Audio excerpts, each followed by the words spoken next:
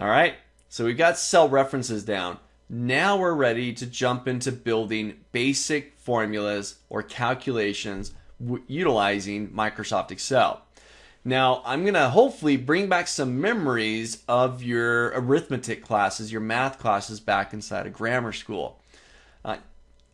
For me, math wasn't my strong suit. I'd go to math and I'd rather scribble in the margins of my binder and turn the lecturer, the teacher off. It was kind of a drag for me. My kids come home from school today and they ask me how to perform simple little math equations. It's like, oh, go ask your mom. She's down the hall.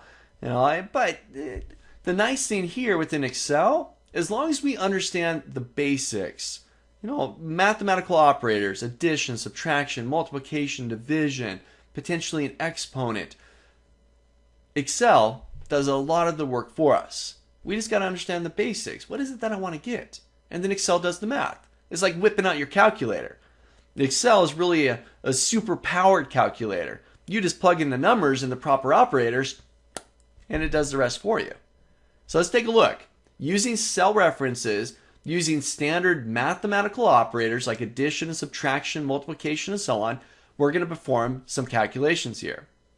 Now, there's one consistent element that every single calculation, from the simplest to the most advanced calculation you can perform inside of Excel, each of them have something in common.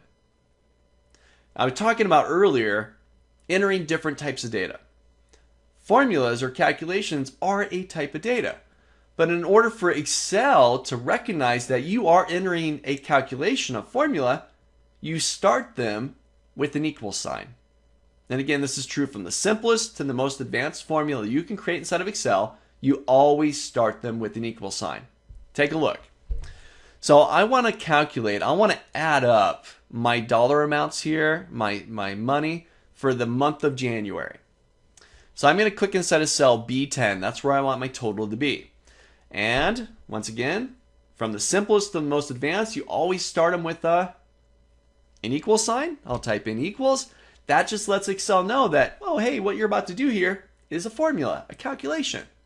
All right, so now I want to add up those values right there. Now I could do this. I could say 1,200. That's how much I spent for rent, right? Plus 50, I'm just using an operator here, mathematical operator, addition, just the plus symbol. Plus 100, plus 300, plus 50. Right there, I've just grabbed the $1, $2, $3, $4, $5 amounts that I have there for my different bills for January. Equals this, plus this, plus this, plus this. When I'm all done, I'll hit my enter key. $1,700 for the month of January. Okay. What do you think? Let's double click that cell. Let's open that formula back up again. There it is. Just double clicking the formula.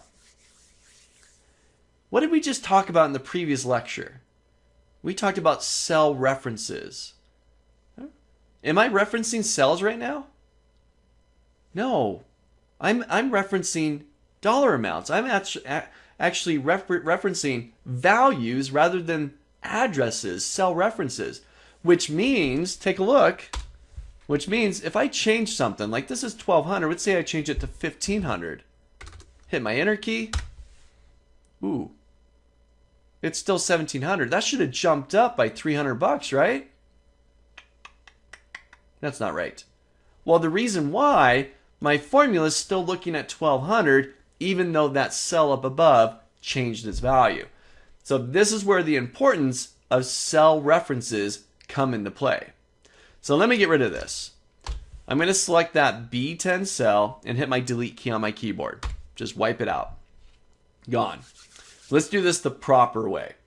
So once again, all formulas, they start with what? An equals. Now, rather than referencing the cell values, 1,500 plus 50 plus 100 plus 300 and so on, what am I going to reference?